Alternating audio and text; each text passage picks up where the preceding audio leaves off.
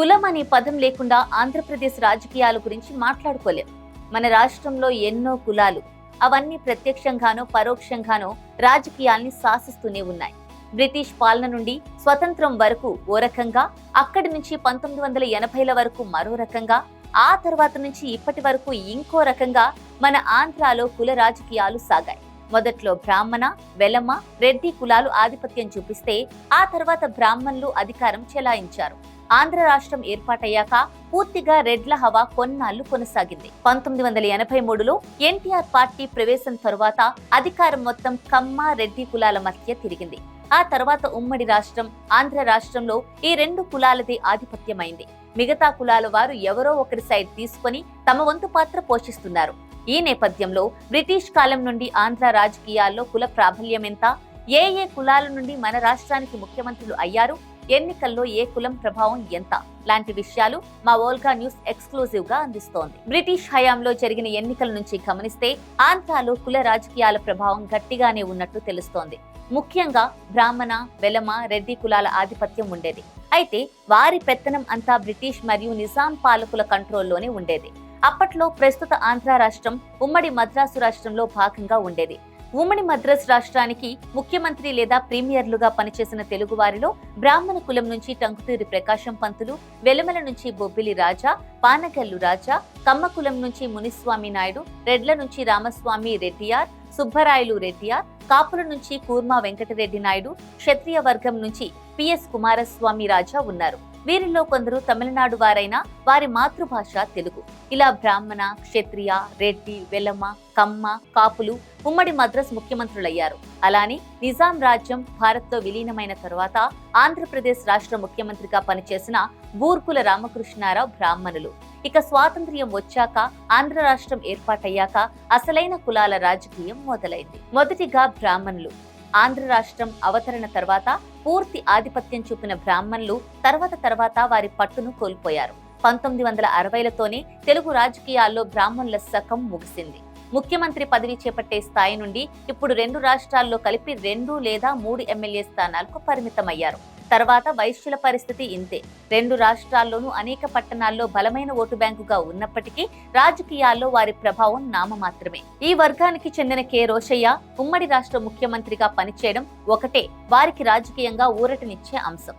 ఇక క్షత్రియుల ప్రభావం చిత్తూరు జిల్లా, గోదావరి జిల్లాలు, ఉత్తరాంధ్రలో ఎక్కువగా కనపడుతుంది. జనాభా పరంగా అతి చిన్న కులమైన సామాజికంగా, ఆర్థికంగా అత్యంత బలవంతులు. చాలా నియోజకవర్గాల్లో తమ ప్రభావాన్ని చూపించగలరు. కానీ ఆ వర్గం నుండి మన ఏపీకి సీఎం అవడం అంటే అది కలలో మాత్రమే సాధ్యం. తెలుగు రాజకీయాల్లో వెలమలు ప్రత్యేకం. జనాభా పరంగా చాలా చిన్న కులమైన సామాజికంగా, ఆర్థికంగా చాలా శక్తివంతులు. వెలమలు కూడా రాజుల బాటలోని కొన్ని ఏరియాస్ లో మాత్రమే బలం కలిగి ఉన్నారు. ఉత్తరాంధ్రలో ఎక్కువ బలం కలిగిన ఈ కులం కోస్తా, రాయలసీమల్లో కూడా ఉనికిలో ఉంది. ఉమ్మడి మద్రాస్ రాష్ట్రానికి 2 వెలమలు ముఖ్యమంత్రులుగా పనిచేశారు. ఆ తర్వాత ఉమ్మడి ఆంధ్రప్రదేశ్ రాష్ట్రానికి 1973-78 మధ్య జలగం వెంగళరావు ముఖ్యమంత్రిగా చేశారు. అయితే రాష్ట్ర విభజన తర్వాత తెలంగాణలో వెలమల ప్రాతినిధ్యం పెరిగి ఆ వర్గం నుంచి కేసీఆర్ 2 సార్లు సీఎంగా పనిచేశారు. కాపుల విషయానికి వస్తే జనాభా పరంగా కమ్మ, రెడ్ల కంటే వీరు ఎక్కువ. ప్రధాన పార్టీల గెలుపోటముల్ని ఈ కులం డిసైడ్ చేయగలదు.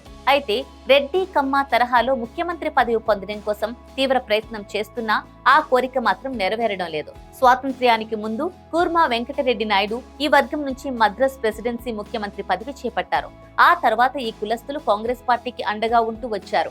70-80లలో వంగవీటి రంగా కాపు వర్గం నుంచి బలమైన శక్తిగా ఎదిగారు. ఆయన బ్రతికుంటే సీఎం అయ్యేవారు కూడా అని చెప్తారు.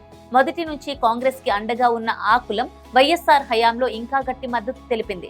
2009లో కాపు వర్గానికి చెందిన చిరంజీవి పార్టీ పెట్టినా వారిలో మెజారిటీ శాతం వైఎస్ఆర్ కే ఓటు వేయడం ఆయన పటేల్ కాంగ్రెస్ పట్ల వారికున్న ఆదరణకు నిదర్శనం. 2014లో ఆ వర్గానికి చెందిన పవన్ కళ్యాణ్ జనసేన పార్టీ స్థాపించడంతో అప్పటి నుంచి కాపుల ఓట్ల కోసం తెలుగుదేశం, వైసీపీ విపరీతంగా ప్రయత్నిస్తున్నాయి. అందులో భాగంగా పవన్ కళ్యాణ్ తో చంద్రబాబు 2014 ఎన్నికల్లో, మరలా ఇప్పుడు 2024 ఎన్నికల్లో పొత్తులో ఉన్నారు.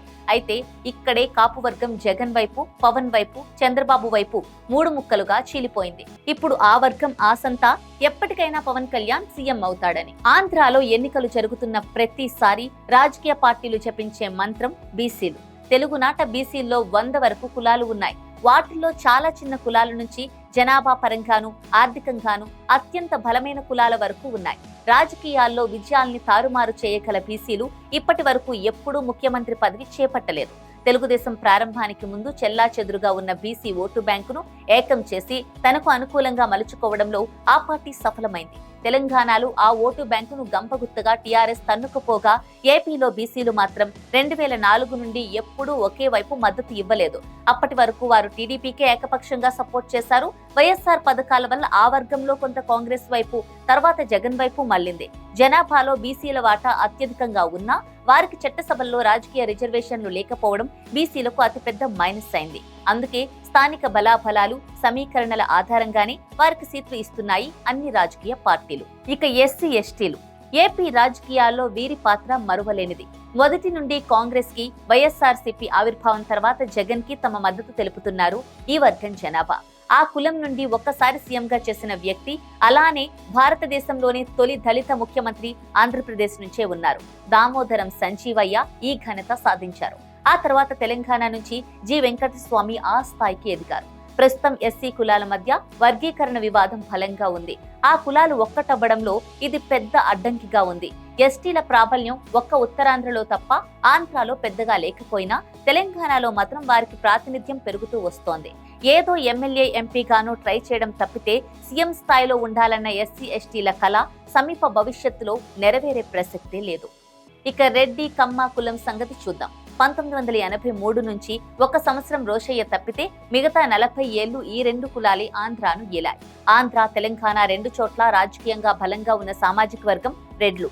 దక్షిణ కోస్తా, రాయలసీమ, తెలంగాణలో వీరి ప్రభావం ఎక్కువ. కృష్ణా జిల్లా నుంచి శ్రీకాకుళం వరకు తక్కువ. 1956 నుంచి 1983 మధ్య ముగ్గురు తప్ప మిగతా ముఖ్యమంత్రులంతా రెడ్లే. వైఎస్ఆర్, జగన్, మరి చెన్నారెడ్డి, కోట్ల విజయభాస్కర్ రెడ్డి, నేదురుమల్లి జనార్దన్ రెడ్డి, రేవంత్ రెడ్డి లాంటి పవర్ఫుల్ ముఖ్యమంత్రులు తెలుగు రాష్ట్రాలకు పనిచేశారు. ప్రస్తుతం తెలంగాణ, ఏపీ రాష్ట్రాలకు సీఎంలుగా ఉంది ఇద్దరు రెడ్లే కావడం గమనార్హం. ఉమ్మడి రాష్ట్ర శాసనసభలో 3/1 రెడ్లే ఎమ్మెల్యేలుగా ఉన్న రోజులు ఉన్నాయి. కడప, నెల్లూరు జిల్లాల్లో అయితే రిజర్వ్డ్ సీట్లు తప్ప అన్ని చోట్ల రెడ్లే ఎమ్మెల్యేలైన పరిస్థితి ఉంది. స్వాతంత్ర్యానికి పూర్వం కూడా రెడ్లు బలంగా ఉండేవారు. స్వాతంత్ర్యం వచ్చాక ఆ బలం ఇంకా పెరిగింది. రాష్ట్ర రాజకీయాల్లో అత్యంత బలమైన రాజకీయ నేతలుగా చరిత్రలో ఎప్పటికీ నిలిచిపోతారు రెడ్లు. తర్వాత కమ్మ. స్వాతంత్ర్యానికి ముందే సామాజికంగా ఈ వర్గం చురుగ్గా ఉంటుంది. అప్పట్లో వామపక్ష పార్టీలైన సిపిఎం, సిపిఐలకు కమ్మలు ఎక్కువగా మద్దతు పలికేవారు. ఎన్టీఆర్ ముందు వరకు కాంగ్రెస్ లో ఎన్జీ రంగా కమ్మ వర్గం నుంచి కీలకమైన నాయకుడిగా ఉండేవారు. 83లో ఎన్టీఆర్ రాజకీయ ప్రవేశంతో మొట్టమొదటిసారి ఆ కులం సీఎం పదవి పొందింది. అంతకు ముందు దాదాపు 1 శతాబ్ద కాలం రాజకీయాల్లో చురుగ్గా ఉన్న పూర్తి అధికారాన్ని కమ్మ కులం సొంతం చేసుకుంది మాత్రం ఎన్టీఆర్ హయాంలోనే. అప్పటి నుండి ఈ వర్గం చాలా బలంగా తయారై టీడీపీకి కంచుకోటగా ఉంటోంది. 1983 తర్వాత ఎన్టీఆర్ తో పాటు కమ్మ కులానికి చెందిన 3 ముఖ్యమంత్రులుగా పనిచేశారు. నాదెండ్ల భాస్కరరావు కేవలం నెల రోజులు మాత్రమే పనిచేయగా, చంద్రబాబు నాయుడు అత్యధికంగా 14 సంవత్సరాలు ముఖ్యమంత్రిగా ఉన్నారు. ప్రస్తుతం ఆ వర్గం 2024 ఆంధ్ర ఎన్నికల్లో ఎలాగైనా గెలవాలని తీవ్రంగా శ్రమిస్తోంది. ఇదండి మన ఆంధ్రప్రదేశ్ కుల రాజకీయాల ప్రస్థానం. ఇలాంటి ఎక్స్క్లూజివ్ అండ్ రేర్ ఇన్ఫర్మేషన్ కోసం సబ్స్క్రైబ్ చేసుకోండి వోల్కా న్యూస్.